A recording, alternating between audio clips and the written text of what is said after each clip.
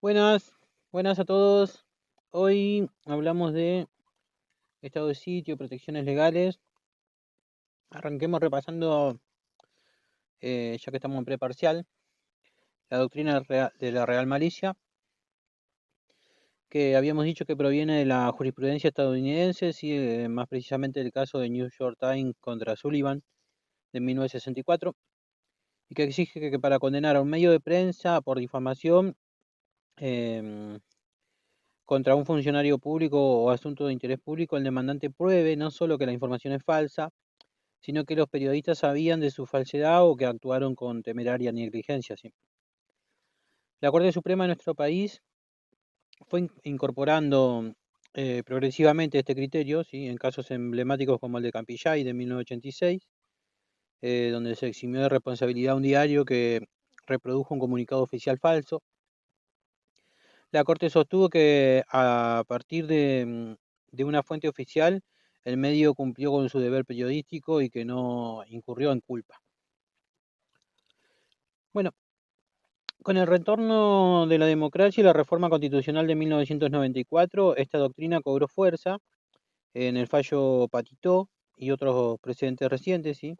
La Corte Suprema reafirmó que la libertad de prensa en nuestro país goza de la máxima protección, especialmente en temas de interés público, y que solo el actor puede demostrar la falsedad de una noticia y la real malicia. Eh, que bueno, es lo que ya dijimos, es el conocimiento de la falsedad o la negligencia grave del medio, ¿sí? Para decirlo de otra manera, ante acusaciones contra periodistas que informan sobre funcionarios o asuntos públicos, se aplica un estándar de tutela muy protector, ¿sí? Se exige al demandante probar que la expresión fue difamatoria, falsa y difundida a sabiendas de su falsedad o con temeraria despreocupación de la verdad.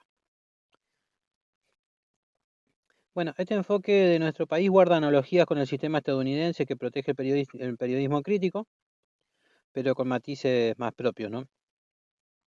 Por ejemplo, la diferencia del criterio norteamericano puro, la Corte de nuestro país admite que incluso un particular em, que intervenga en asuntos públicos se juzgue bajo esta doctrina.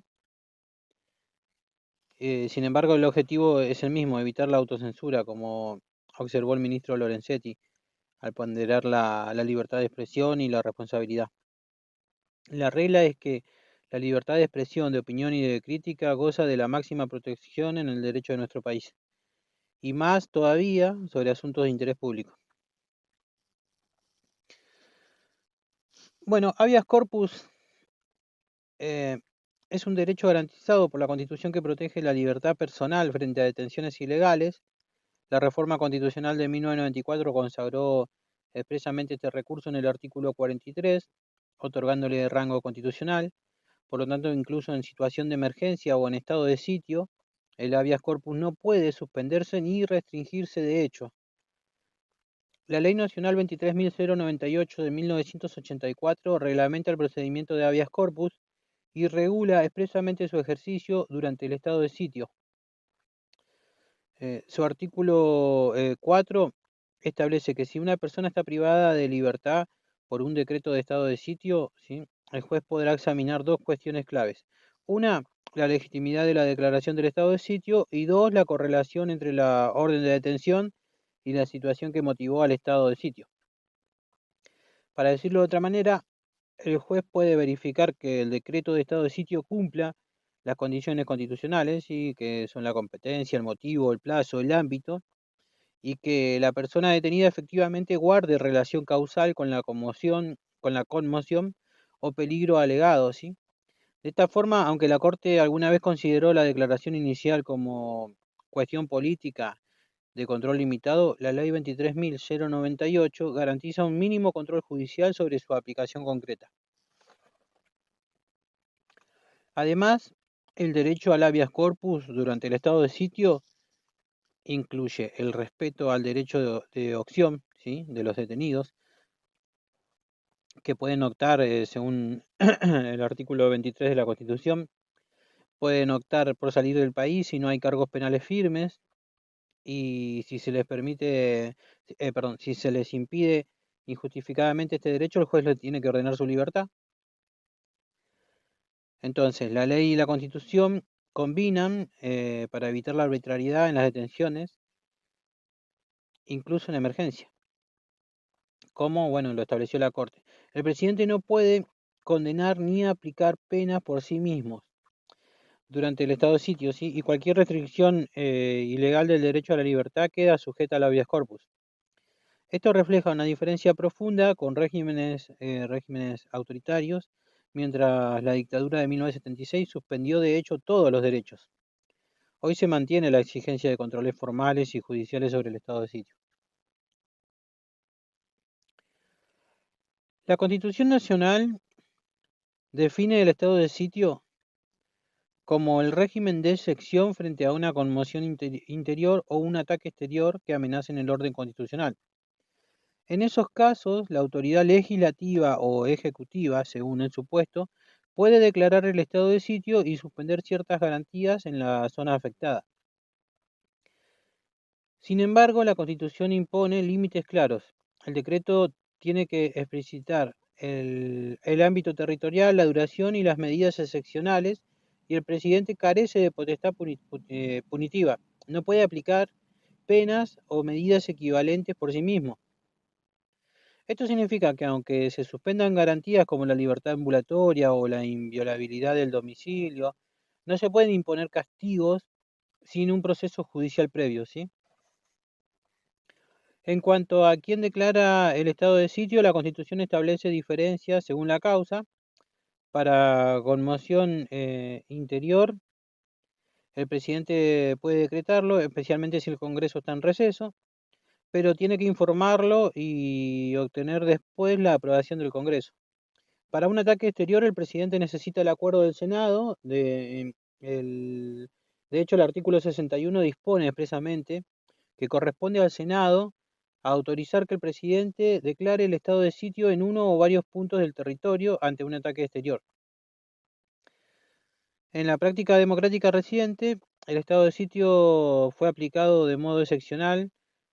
Recordarán el 19 y 20 de diciembre del 2001 en Buenos Aires, y siempre con mediación del Congreso. La experiencia histórica, ¿sí? Las dictaduras militarizadas, el uso abusivo del artículo 23, resaltó la necesidad de un control parlamentario, ¿sí? Entonces, la declaración del estado de sitio en nuestro país está rigurosamente reglada por la Constitución y requiere tanto justificación objetiva, que tiene que ser un motivo grave, como el procedimiento formal adecuado, que es la intervención legislativa. El amparo es otra acción constitucional de tutela judicial rápida. Desde 1994, el artículo 43 de la Constitución Nacional reconoce la acción de amparo para cualquier violación de derechos y garantías consagrados en la Constitución, en los tratados con jerarquía constitucional y en las leyes. eh, del artículo 43, el último párrafo, por si lo van a leer. En cambio, la ley 16.986 de 1966, sancionada durante la última dictadura, reglamenta el amparo de manera más restrictiva. Por ejemplo, su artículo primero define su procedencia frente a actos arbitrarios de autoridad pública que lesionen derechos reconocidos por la Constitución Nacional, enumerando algunos, la vida, la salud, el trabajo, la educación, etc. Y a su vez la ley impone requisitos formales, ¿sí? Que son plazos breves, competencia, etcétera, que la Constitución no detalla. Bueno, en la práctica esto fue generando tensiones, ¿sí? La Constitución busca un amparo amplio y expedito, mientras la ley lo circunscribe y condiciona. Un ejemplo de esas condiciones es que la ley 16.986 exige que la demanda de amparo se presente dentro de 15 días hábiles desde el acto violatorio, algo que la Constitución no establece con ese rigor. Y de hecho la propia jurisprudencia observa que la ley no puede ampliar la parte que da contexto al amparo constitucional. Así, donde la Constitución habla de garantías constitucionales, la ley no puede excluirlas ni exigir condiciones absurdas. En la reforma de 1994 se alertó justamente la necesidad de una nueva ley de amparo que se ajuste al artículo 43. Todavía, bueno, esto no se concretó. En definitiva, la diferencia clave es que la Constitución lo consagra como un derecho general para toda garantía constitucional y legal, mientras la Ley 16.986 lo reglamenta de modo puntual y limitativo. Ante duda, los tribunales tienen que preferir la interpretación más benévola para el administrado, siguiendo el espíritu de la Carta Magna. Permítanme tomar un poquito de agua.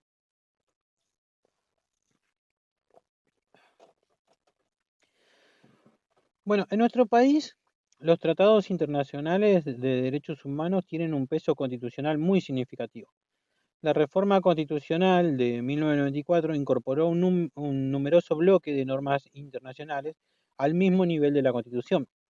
Así, el artículo 75, inciso 22, establece que los tratados ratificados por el país tienen jerarquía superior a las leyes y lista específicamente tratados como la Convención Americana de Derechos Humanos, el Pacto Internacional de Derechos Civiles y Políticos y otros. Además, ese artículo aclara que esos tratados tienen jerarquía constitucional y son complementarios de los derechos reconocidos en la Constitución. En la práctica esto significa que los jueces de nuestro país tienen que aplicar las normas de dichos tratados como parte del derecho interno. Por ejemplo, después de la reforma de 1994, la Corte Suprema suele fundamentar sus decisiones en la Convención Americana, conocido como el Pacto de San José, o los pactos de la ONU, interpretando las garantías constitucionales a la luz de esos estándares internacionales.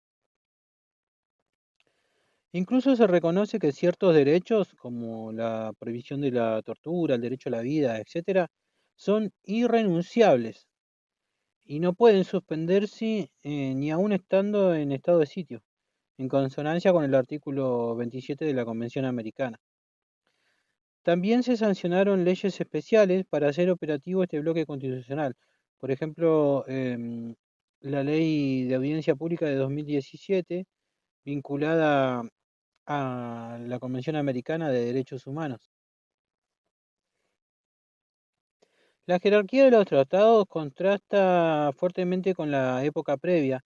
Durante las dictaduras, estos compromisos internacionales fueron sistemáticamente ignorados o violados. Hoy, en cambio, esos tratados sirven de límite al poder estatal y de base para recursos judiciales. Un ejemplo paradigmático es que la Constitución compromete al Congreso a promover leyes que garanticen los derechos reconocidos y textualmente dice, por esta Constitución y por los tratados internacionales vigentes. Bueno, reafirmando así que los estándares globales de derechos humanos tienen que traducirse en la legislación local. Entonces, el bloque constitucional de nuestro país incorpora plenamente los tratados internacionales y le dan un rango constitucional y ayudan a asegurar que las políticas y leyes internas se ajusten a las obligaciones en materia de derechos humanos.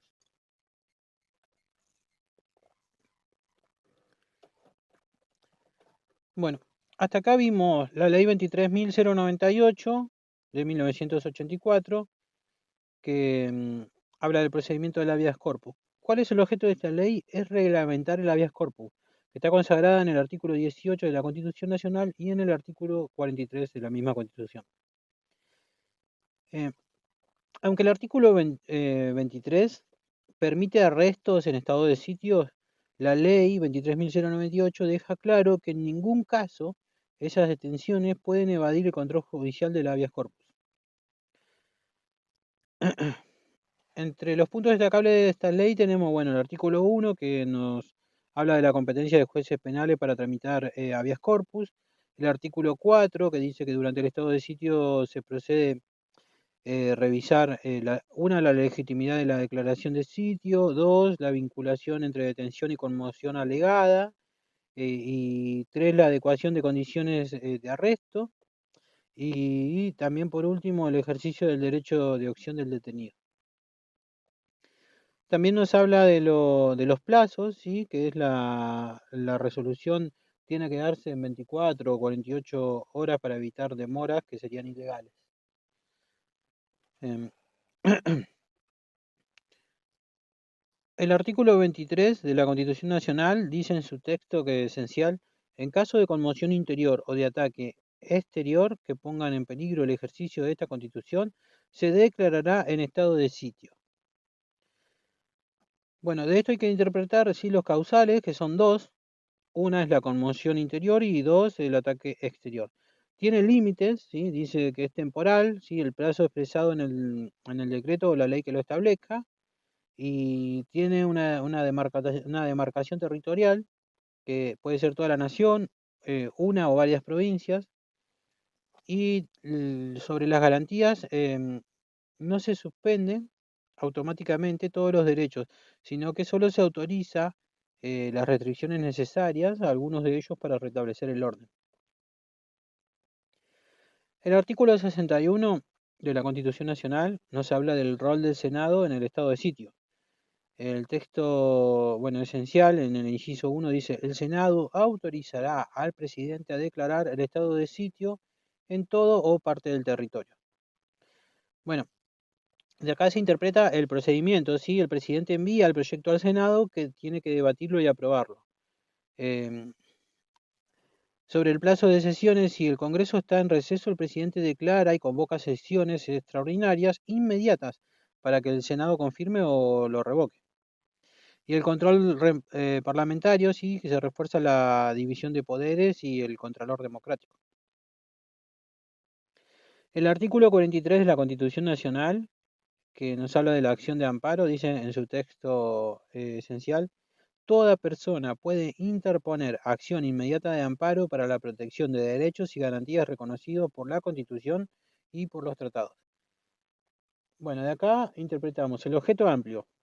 Ampara cualquier derecho constitucional legal o convencional. Acción rápida, sin agotar trámite administrativo previo, plazos perenitorios, urgentes. Control de constitucionalidad, ¿sí? Habilita al juez a declarar inconstitucional cualquier norma que afecte esos derechos. Legitimación activa, ¿sí? Puede iniciarla el afectado, el defensor del pueblo o las asociaciones debidamente registradas. Y se incluye ahí el amparo colectivo. La ley 16.986, que habla del antiguo procedimiento de amparo, tiene por objeto reglamentar la tutela judicial sumaria frente a actos arbitrarios de autoridades públicas. Eh, bueno, de su interpretación hay que hablar de un alcance limitado, sí, solo los actos de la administración pública, no de particulares, ¿sí? Era lo que estaba alcanzado, bueno, hasta la reforma de 1994 y la extensión vía del Código Procesal Civil y Comercial. Eh, Nos habla, bueno, interpretamos acá del agotamiento de la vía administrativa, ¿no? Requería primero reclamar ante la misma autoridad em, hasta agotar las instancias. Hoy el artículo 43 de la Constitución Nacional elimina esa carga. También, bueno, nos da a interpretar un plazo rígido, sí, que la ley fija plazos de 10 a 15 días, que la Constitución no impone, que ya lo habíamos mencionado. Y bueno, y la jerarquía, ¿sí? La reforma de 1994 prevalece sobre la ley por ser norma constitucional. Eh, Pasando a los pactos, bueno, el artículo 27 de la Convención Americana de Derechos Humanos, que habla de la no suspensión de derechos irrenunciables, dice en su texto, ninguna circunstancia puede admitir, en ninguna circunstancia puede admitirse la sospecha de desaparición de los derechos y garantías reconocidos en esta convención. Bueno, para interpretar acá, la cláusula de irrestricción prohíbe suspender derechos no derogables, como son el derecho a la vida, no tortura, reconocimiento de personalidad. También el control internacional, ¿sí? Vincula a Argentina como Estado parte con rango constitucional, ¿sí? Acuérdense del artículo 75, inciso 22. Y la coherencia interna, porque complementa las limitaciones del artículo 23 de la Constitución Nacional, donde nos dice que no todo derecho puede suspenderse siquiera en estado de sitio. La Ley de Audiencia Pública de 2017 está vinculada a la Convención Americana de Derechos Humanos y tiene por objeto reglamentar el derecho de la sociedad a ser oída en decisiones de impacto colectivo, tarifas de servicios públicos, grandes obras, etcétera.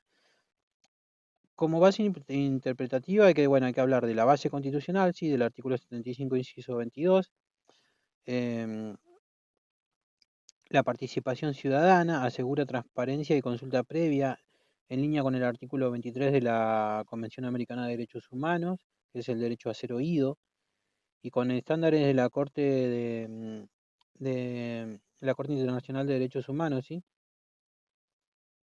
Em, el procedimiento, ¿sí? Los plazos mínimos de publicidad de información, testimonio interesado, fundamentación de decisiones. Y bueno, el artículo 75, inciso 23 de la Constitución Nacional, que nos habla de la incorporación de normas internacionales. En su texto esencial dice, el Congreso aprobará tratados para la defensa de derechos humanos y su ampliación y dictará las leyes que lo reglamenten. Bueno, para interpretar acá, primero la jerarquía constitucional. Los tratados aprobados tienen rango constitucional igual al resto de la Constitución. Tienen una obligación legislativa, el Congreso tiene que sancionar leyes que den eficacia a esos tratados. Y el bloque de constitucionalidad, ¿sí? Que crea un bloque que es la Constitución Nacional, tratados y leyes que las reglamentan y se tienen que integrar armónicamente. Entonces, para repasar de esto que vimos acá, el artículo 23.098 garantiza, la ley 23.098 garantiza que ni siquiera en estado de sitio el habeas corpus queda ineficaz.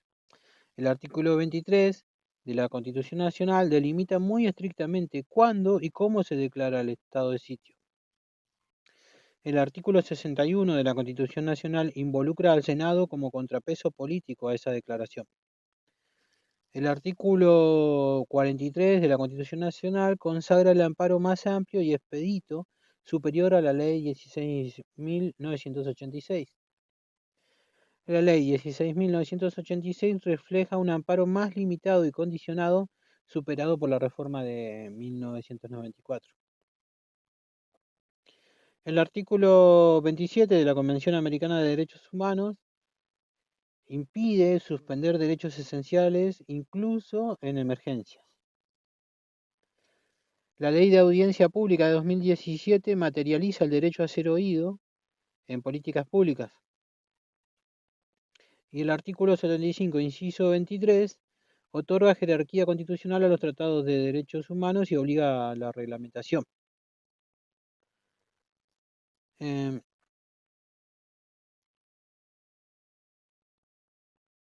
denme un segundito.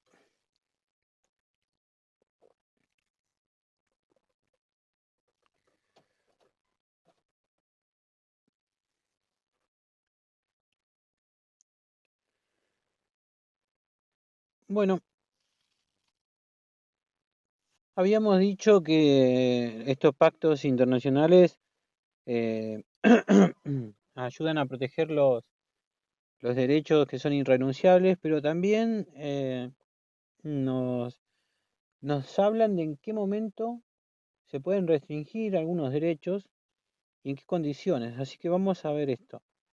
La Convención Americana, así el Pacto de San José, en su artículo 27 dice, en caso de guerra, peligro público u otra emergencia que amenace la independencia o seguridad del Estado parte, este podrá adoptar disposiciones que, en la medida y por el tiempo estrictamente limitados a las exigencias de la situación, suspendan las obligaciones contraídas en virtud de esta convención. Bueno, de acá nos habla de condiciones, ¿sí? Hay solo dos causales, que es guerra, peligro público u otra emergencia que amenace la independencia o la seguridad. Nos habla también de una proporcionalidad. Las medidas tienen que limitarse a lo estrictamente necesario y por un plazo que tiene que ser determinado. También nos habla de la no discriminación, pues no puede basarse en raza, color, sexo, idioma, religión o el origen social. Y de la información, el Estado tiene que notificar inmediatamente al secretario de la OEA sobre qué obligaciones suspende, por qué y cuándo se finaliza. En cuanto a los límites no derogables, que se explicita en el artículo 27.2, el derecho al reconocimiento de la personalidad jurídica, el derecho a la vida, a la integridad personal, a la prohibición de esclavitud y servidumbre, el principio de legalidad y retroactividad penal, la libertad de conciencia y religión, la protección a la familia, al nombre, al de la niñez, el de la nacionalidad y los derechos políticos, y las garantías judiciales indispensables para esos derechos.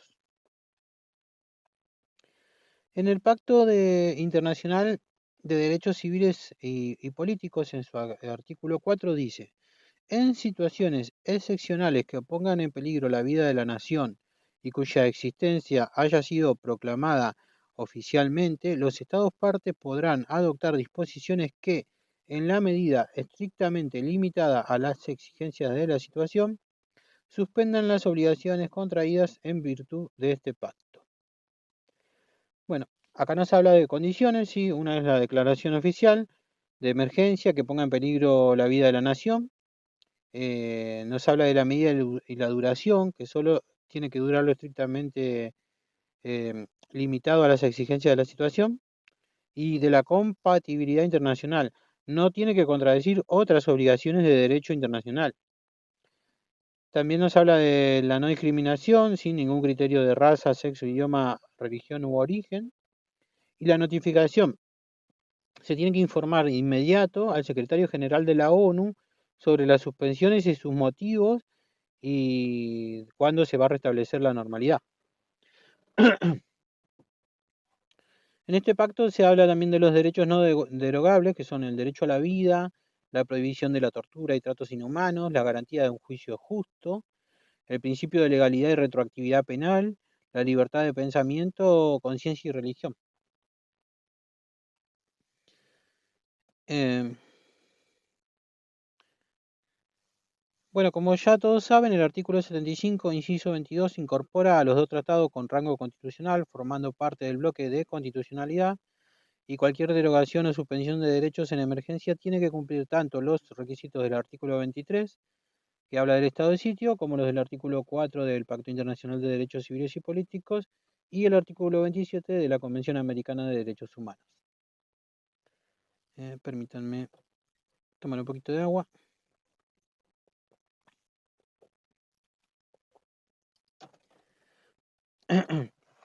Bueno, la Constitución le confiere al presidente una facultad excepcional y limitada durante el estado de sitio sobre las personas, ¿sí? Eh, pero nunca le autoriza imponer sanciones penales. Estamos hablando del arresto y el traslado. El propio artículo 23 de la Constitución dispone que en el territorio afectado por el estado de sitio, el presidente podrá limitar respecto de las personas su poder a arrestarlas o trasladarlas de un punto a otro de la nación. Es decir, intervenir en su libertad ambulatoria, pero únicamente para mantener o restablecer el orden público. Eh, pero hay una prohibición de punitividad, ¿sí? Ese mismo artículo aclara de inmediato que el presidente no puede aplicar penas ni condenar a nadie. Cualquier castigo penal, prisión, multa, inhabilitación, tiene que provenir de un juicio previo ante los jueces naturales, fundado en la ley anterior al hecho, ¿sí? Y ser dictado por el Poder Judicial. Entonces hay un límite al poder presidencial. El artículo 99, inciso 16 de la Constitución, otorga al presidente la facultad de declarar el estado de sitio si el Congreso está en receso, eh, pero siempre con la prohibición expresa de sustituir al juez en materia punitiva. El control legislativo, sí, el Senado tiene que aprobar la declaración reforzando el contrapeso a cualquier uso indebido de arrestos o traslados. Y esto tiene un razonamiento constitucional porque hay que razonar la separación de poderes. La Constitución mantiene intacta la división entre ejecutivo, que es la de ordenar arrestos en emergencia, y judicial, que es la de juzgar y condenar. Las garantías personales que ni aún en estado de sitio pueden suspenderse el debido proceso ni la inviolabilidad del juicio previo fundado en ley anterior al hecho, ¿sí? Em,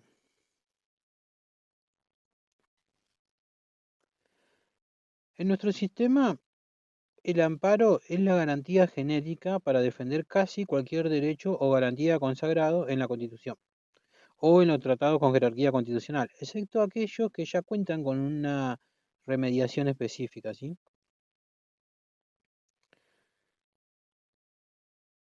El amparo protege derechos constitucionales legales o convencionales frente a actos u omisiones de la administración pública y por extensión, vía el Código Procesal Civil y Comercial, frente a particulares.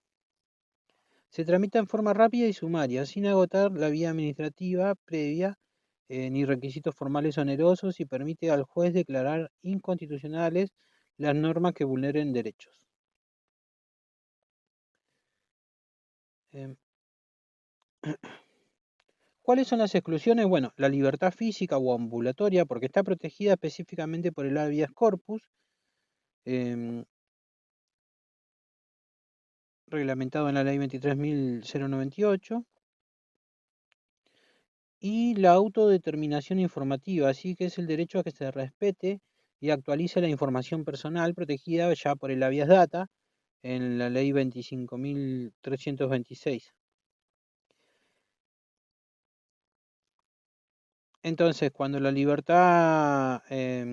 lesión afecta a la libertad ambulatoria o la información personal, el camino procesal no es el amparo, sino la garantía específica correspondiente.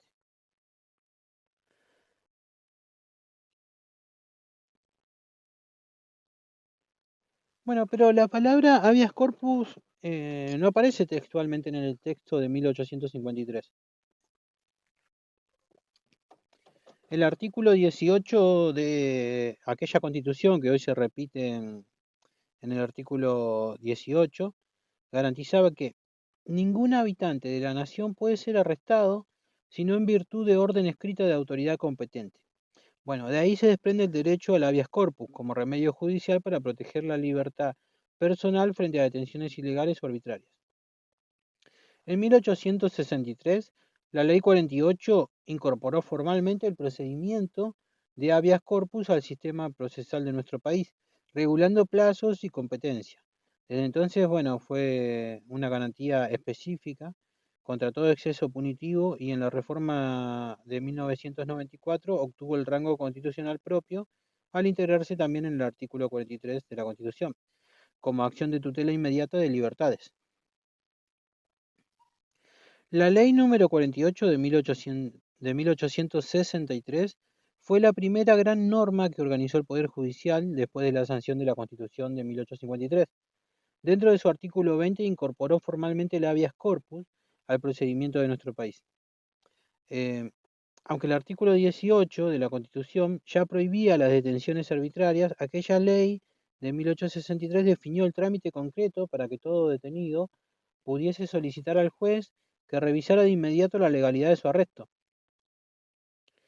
El contenido del artículo 20 establecía plazos perentorios, y por lo general eran 24 horas, para que el juez convocara a las partes y dictara una resolución, ya fuera liberando a quien hubiese sido privado de su libertad sin orden válida o ratificando la detención si resultaba ajustada a derecho.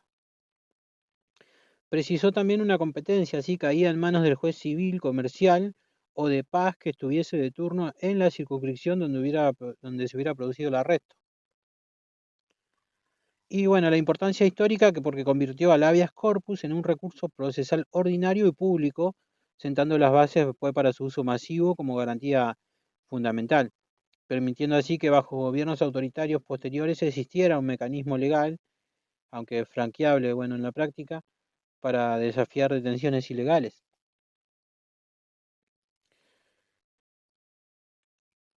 Bueno, esto tiene una evolución, ¿sí? En 1984 la ley 23.098 reglamentó de modo más moderno y rápido el habeas corpus. El artículo 4, sí, que era la revisión durante el estado de sitio. La reforma de 1994 elevó la tutela al nivel constitucional, consolidando su rango como acción inmediata para proteger la libertad personal. Así entonces, el artículo 20 de la ley fue el origen formal del habeas corpus en el proceso de nuestro país, traduciéndose la prohibición constitucional de arrestos arbitrarios en un procedimiento efectivo y reglado.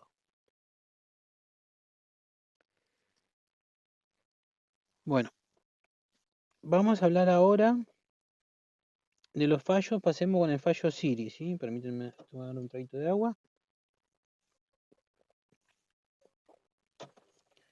Fallo Siri. Este fallo es del año 1957, ¿sí?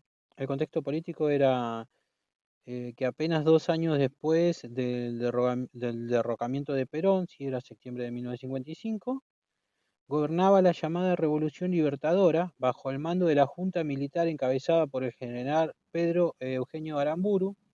Era una etapa de fuertes tensiones políticas, censura a la prensa peronista, disolución de sindicatos y encarcelamiento de figuras asociadas al justicialismo.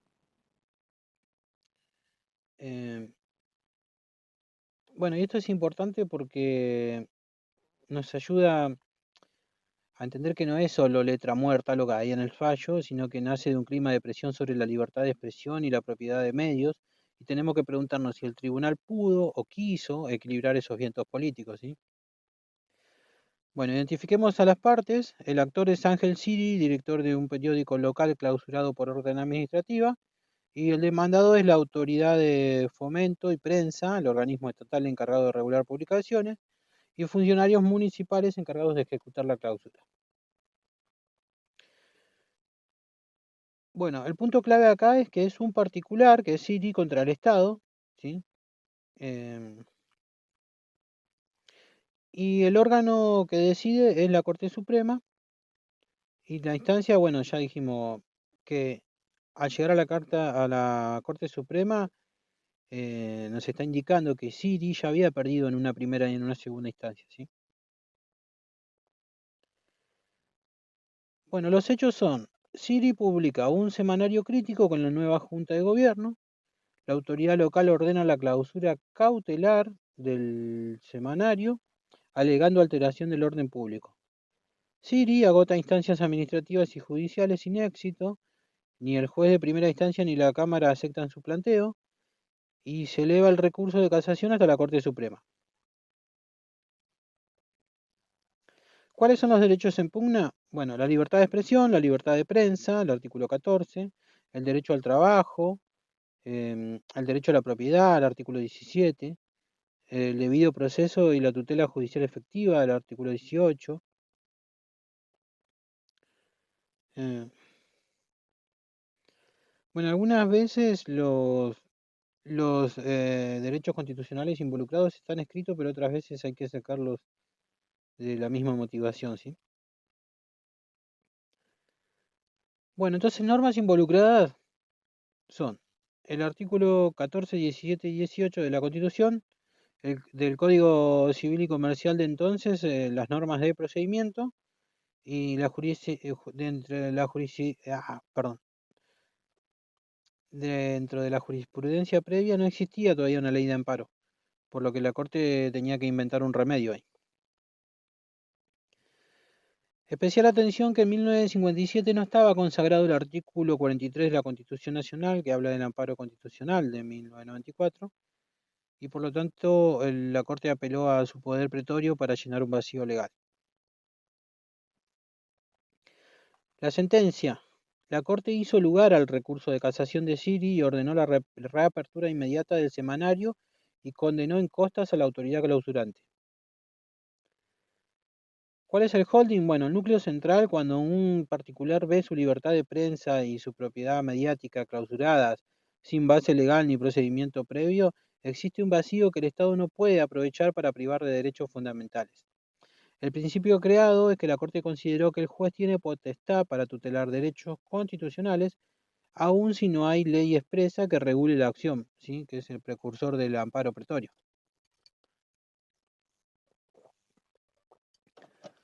En cuanto a los comentarios, obiter dictum, hubo en esta sentencia una disidencia que decía, em,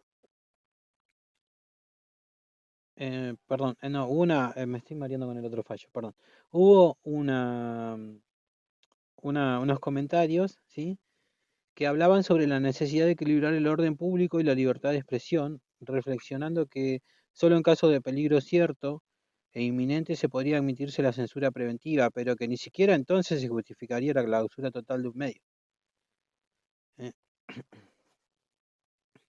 En cuanto al precedente y la evolución, bueno, el precedente inmediato, bueno, de Siri, que fue citado después en 1958 en otros casos de medios clausurados, tuvo un eco en 1966 con la ley 16.986 de amparo, que aprovechó este fallo como inspiración para reconocer la acción contra actos arbitrarios de la administración, y la Constitución de 1994, que consagró el artículo 43 para dotar de rango constitucional el amparo judicial que ya había sido esbozado en Siri. Ahora, los motivos políticos que pudieron haber llevado a esta decisión es el contexto antiperonista, ¿sí? La Junta veía en la prensa crítica un peligro para su legitimidad y buscaba silenciar voces disidentes. Y los precedentes de censura, que era bajo la década infame y el primer gobierno de Perón, las dos tradiciones reforzaron la desconfianza judicial y el riesgo de judicialización política. Así la Corte, para no aparecer como aliada del régimen, pudo haber buscado proteger libertades y distanciarse de la censura militar. Bueno, ahora vamos a pasar al fallo Cot.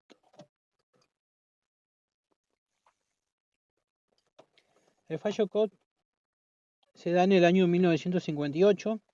El gobierno en ejercicio era el de Arturo Frondizi, había asumido en mayo de ese año, tras unas elecciones en las que Perón, todavía proscripto, jugó un rol indirecto. Se trataba de un periodo de tensión política, sindicalismo activo, conflictos laborales muy visibles y un poder judicial que buscaba afirmar su independencia tras la Revolución Libertadora. Eh,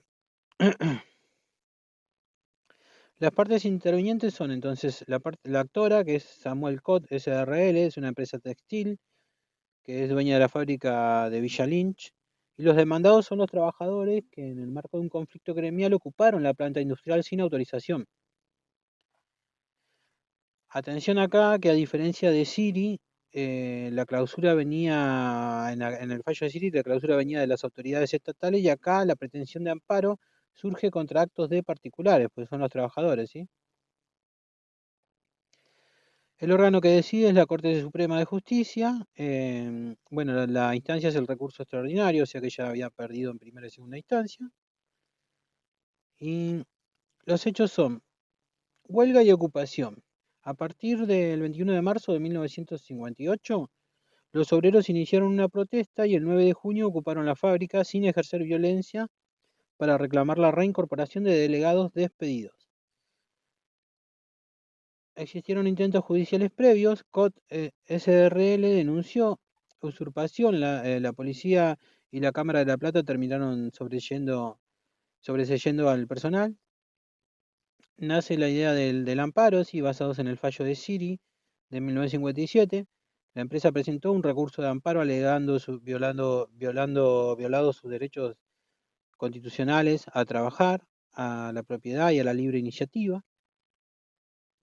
Entonces los derechos en pugna acá son la libertad de trabajo del artículo 14, el derecho de propiedad del artículo 17, el de la libre iniciativa o gotividad del artículo 19 y la tutela judicial efectiva del artículo 18 y el principio implícito del artículo 33 al aludir a derechos de sentido amplio. Entonces, normas involucradas de la Constitución Nacional, artículos 14, 17, 19, 18 y principio del artículo 33. Doctrina pretoriana, que es la del amparo nacida en Siri, de 1957, y la ausencia de una ley expresa en 1958, ¿sí? Todavía faltaba la ley 16.986 de 1966 y el artículo 43 de 1994, por lo que la Corte también actuó acá sobre un vacío legal. En cuanto a la sentencia, hubo una decisión mayoritaria que hace lugar al amparo, ordenó desalojar a los trabajadores y restituir la fábrica a COT con costas en la instancia a cargo de la parte demandada.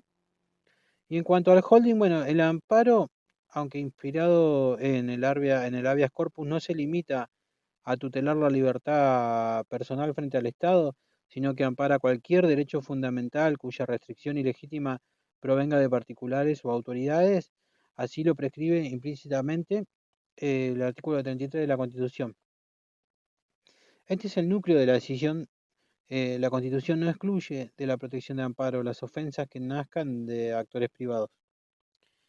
Y en cuanto al obiter dictum, ¿sí? Los comentarios, eh, hubo una disidencia, ¿sí?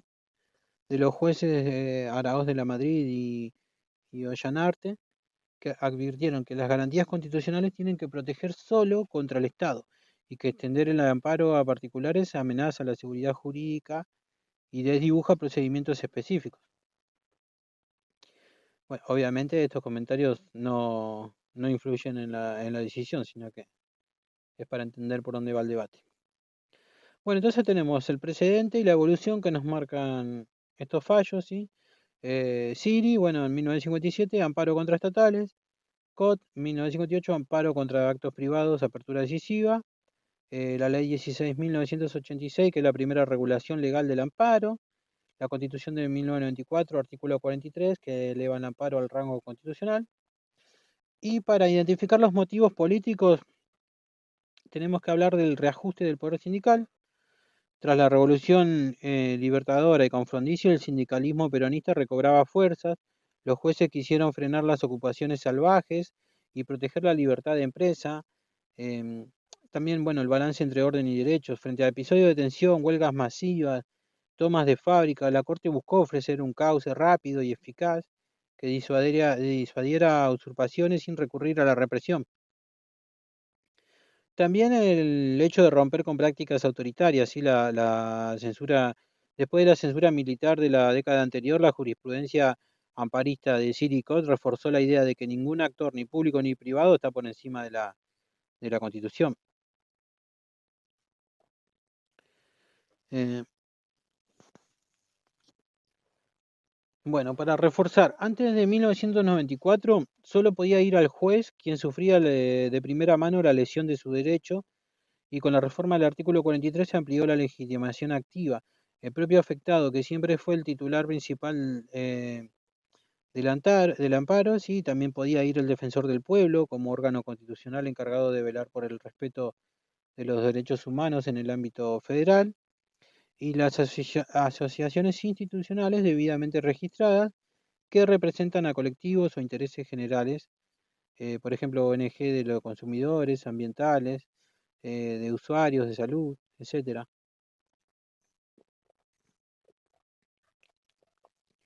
Así que no solo el particular damnificado, sino también quienes tienen encomendada la vigilancia de los derechos o los que actúan en defensa de un grupo pueden promover amparos, incluso los amparos colectivos. Y el amparo colectivo es la modalidad de la acción de amparo dirigida a tutelar derechos o intereses difusos, colectivos o de incidencia general. Es decir, aquellos que afectan a un conjunto indeterminado de personas y que no pueden ser defendidos eficazmente caso por caso. El fundamento constitucional lo tiene en el artículo 43, en el último párrafo de la Constitución, cuando dice: cuando la violación o amenaza provenga de particulares o de la administración pública, podrán promoverlo el afectado, el defensor del pueblo y las entidades de índole institucional legalmente reconocidas, en defensa de derechos colectivos, difusos o de incidencia general. Bueno, las características esenciales que tienen es, bueno, el objeto colectivo, ¿sí? Protege derechos que no se limitan a un solo individuo, por ejemplo, el derecho a un ambiente sano o el derecho al transporte público, sino que benefician a toda una comunidad o a un sector amplio de la población. La legitimación ampliada, sí, que puede impulsarlo una asociación civil debidamente registrada, una ONG, ambiental, de consumidores, de usuarios, de servicios públicos, el defensor del pueblo o por supuesto, bueno, un grupo de afectados. El trámite tiene que ser expedito, ¿sí? Al igual que el amparo individual, se resuelve sin agotar vías administrativas y con plazos breves, buscando revertir la amenaza o lesión de derechos de manera inmediata. Los ámbitos de aplicación, bueno, el medio ambiente, si un sindicato de trabajadores reclama restablecimiento de normas que garanticen la potabilidad del agua en todo un barrio, por ejemplo. Los derechos del consumidor, una asociación de usuarios inicia amparo contra una empresa de telefonía cuando se detecta una cláusula abusiva en todos los contratos. El patrimonio cultural, bueno, una ONG cultural exige la preservación de un edificio histórico ante un proyecto de demolición.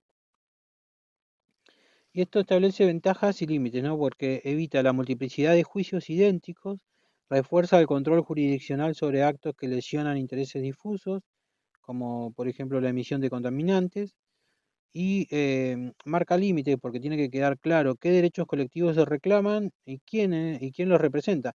El juez puede modular la sentencia para adaptarla a la dimensión colectiva del amparo, por ejemplo, ordenando a la autoridad restablecer un estándar ambiental en todo un distrito. eh, y entonces el derecho colectivo se convierte en una herramienta constitucional que permite, bueno, la defensa de los derechos que trascienden al individuo.